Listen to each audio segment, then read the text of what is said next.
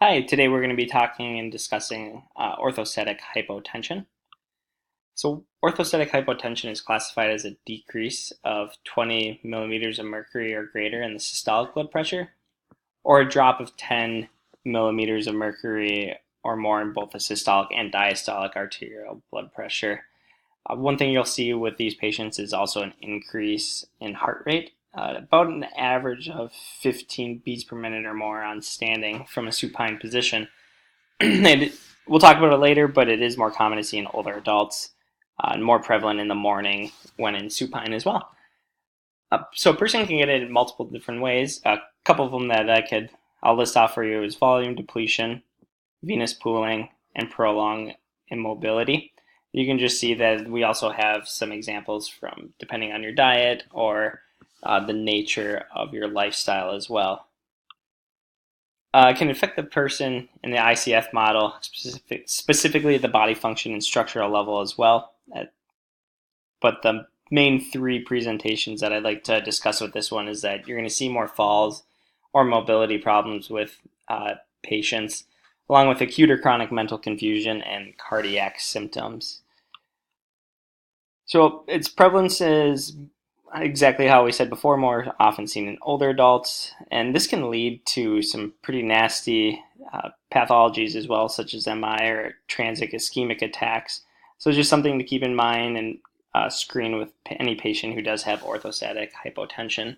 And as a physical therapist, making sure that you're measuring the blood pressure of the patient in multiple positions, such as supine, sitting, and standing, as you can see from the picture from the pathology textbook. So medications that we could talk about, first we're going to do the non-pharmacological medications. The first one is a tilt table. So this is something that we can do to elevate the patient's blood pressure through different positions. And it's a good way to see from day one to see what their blood pressure is to day three in these different positions. The big thing that we can also advocate for is lifestyle changes, making sure they're drinking more water, limiting their alcohol intake, and avoid crossing legs when sitting. And very important to tell them to stand up slowly. They can use compression stocks as well to return that venous blood. Then you can see two examples of some pharmacological interventions used. And then the bottom two that are starred here, the reason that I put those is those are only used if the patient isn't able to make those changes in their lifestyle. So the first study I'd like to present is a study called Preventing and Treating Orthostatic Hypotension. It's easy as ABC.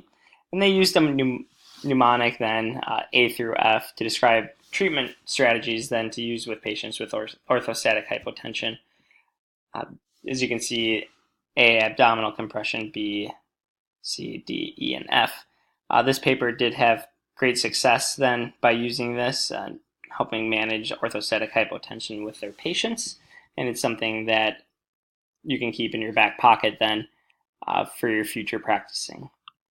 The next study that I'd like to present is screening for orthostatic hypotension. I thought this was a very interesting article as it just came out in 2017.